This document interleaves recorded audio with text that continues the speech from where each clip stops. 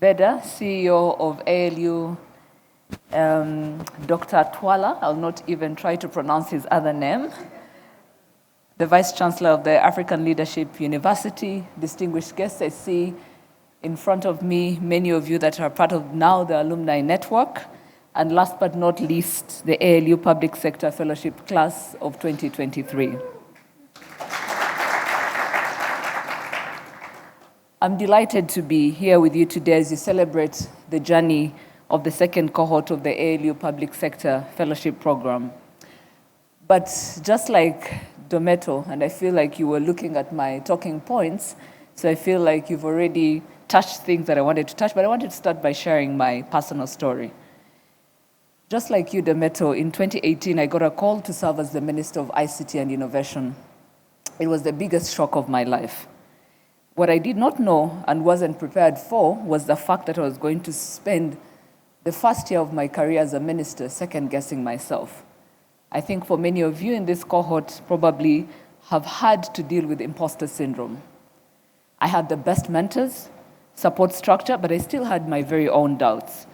And I think in many ways, some of you or many of you can relate with this story. Coming from a technical background, you think in zeros and ones. You build and manage systems, not people. So you can build a transport management system, but to start to think about how people are going to use it is a whole different story. And that sometimes comes with frustrations that many developers will have, where you're wondering why your perfect solution is not being used the right way. And so, Dometo, I think Minister Sina made the right choice to allow you to be part of this program. Because as I look back, I wish I had this opportunity.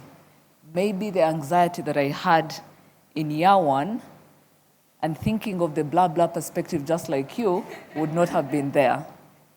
So to Fred, the ALU team, Veda, and everyone, thank you for the vision. Thank you for creating this CRA, and particularly the Public Sector Fellowship Program, that is paving way for young Africans to develop their leadership potential. I'm a first-hand witness of what you've built here. At the ministry, we've been able to introduce a fellowship program over the past 3 years that is aiming at exposing young graduates to the public sector. But I've also been a beneficiary of some of the people that are coming through the public sector fellowship program. And I remember vividly more than 2.5 years ago when I sat with Fred at the Radisson Blu Hotel, and I was telling him about this program where we had built a network of chief digital officers. And for me, knowing the anxiety that I had to go through in year one of my career, I wanted to make sure that these chief digital officers at least have a soft landing.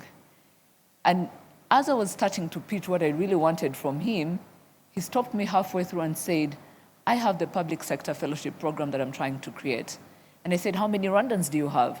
And he just had only one. But I needed 20 in the first cohort. And to his word, he gave me the 20 slots for many of my people that are currently serving in different roles within the public sector of Rwanda. And so we are consistently impressed with the work that is being done here at ALU. The young leaders that you've given us as part of our fellowship program, they bring a new perspective, they bring innovative solutions to the pressing challenges that we're dealing with, but they are also working so hard to contribute significantly to the different initiatives that we have.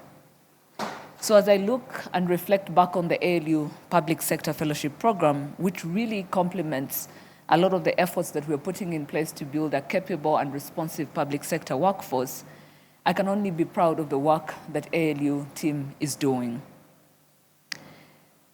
For many, and for a long time, public sector and entrepreneurship are considered to be two different worlds, seemingly at tension. However, the increasing complexity of societal challenges and the need for innovative solution has blurred these boundaries, highlighting the importance for entrepreneurial thinking in the public sector. And this program addresses this challenge exceptionally well, combining product development, leadership, citizen-centric approaches to problem solving. This integration is vital as it empowers public servants to think creatively, to implement solutions that will drive substantial improvements in public sector service delivery. And finally, to the cohort of the African Public Sector Fellowship cohort number 2. First of all, congratulations.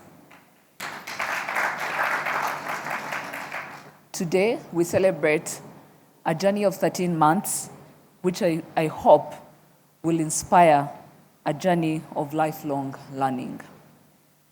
A journey where you must be comfortable to learn and unlearn continuously. A journey where you must be committed to problem discovery, effective product rollout, and also effective stakeholder involvement, which is important for adoption. I urge you to carry forward the spirit of collaboration and innovation that has defined your fellowship program. The challenges we face as a continent are complex, but we together can develop solutions that are effective through collaboration and applying our newly acquired skills. One piece of advice I'd give all of you is jealously guard this network. We see Lasina Kone in the audience, who for many years has been championing the Smart Africa agenda, and really it's bringing together Africa as a continent to do things together, to unlock the potential of digital for the continent so that we don't have any particular country or community that is left behind. And I think as I look at you all, you're quite the agents that are going to steer meaningful intra-African collaboration. As you build the solutions, as you work on the different challenges, you're not alone in this, and you're not the only one that is trying to solve for this.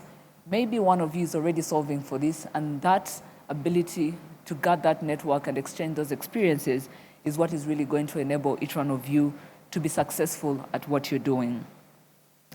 As we celebrate you today, this is the beginning of a new journey. But I also want to encourage you to give back. You will go back to deploy the skills and tools acquired during this program. But I encourage you to pick 1 or 2 people that in your network that you can mentor so that you can change the world one person at a time. Be the catalysts of change. Use your knowledge and skills to inspire others. Build partnerships. Create products that transform lives. Challenge the system and change mindsets. Together, let's create a future where Africa stands at the forefront of innovation, empowered citizens, and a resilient and prosperous economies. Congratulations, I wish you all the best, and I look forward to witnessing the incredible impact that you're all going to be making in your career going forward. I thank you very much.